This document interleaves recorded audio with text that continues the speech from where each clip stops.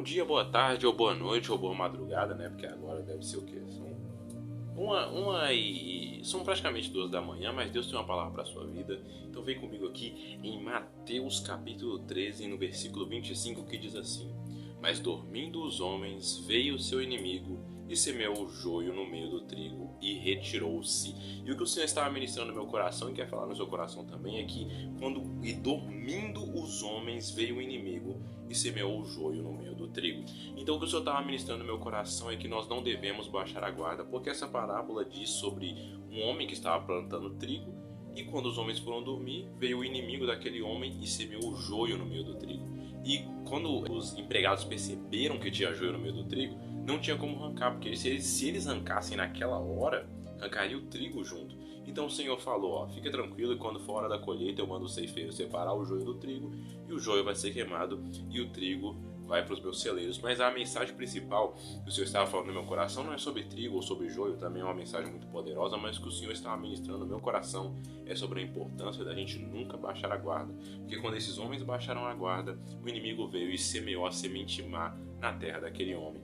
Como a própria palavra nos adverte aqui em 1 Pedro 5,8 diz assim: Sede sóbrios, vigiai, porque o diabo, vosso adversário, anda em derredor, bramando como um leão, buscando a quem possa tragar. Então o diabo ele está ao nosso derredor. Não está ao nosso redor, porque ao nosso redor estão os anjos de Deus. Quando nós aceitamos Jesus e entregamos a nossa vida a Ele, Ele envia anjos para nos proteger, para nos guardar e nos livrar de todo mal.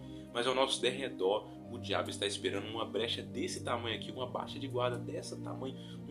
Está esperando só uma desatenção sua para entrar na sua vida através de uma pequena brecha e fazer estrago, porque o diabo veio para matar, roubar e para destruir. O que o Senhor nos adverte através dessa palavra é muito simples, é sobre a gente vigiar e buscar ao Senhor em todo o tempo, como diz aquele versículo, vigiai e orai. Muitos pregadores dizem, né, que tipo assim, vigiar vem primeiro, porque não adianta você só orar, você tem que vigiar. Por isso que vigiar vem primeiro, porque tem gente que só ora e não vigia. No primeiro prato, na primeira tentação do inimigo, a pessoa já cai, porque ela não está vigiando.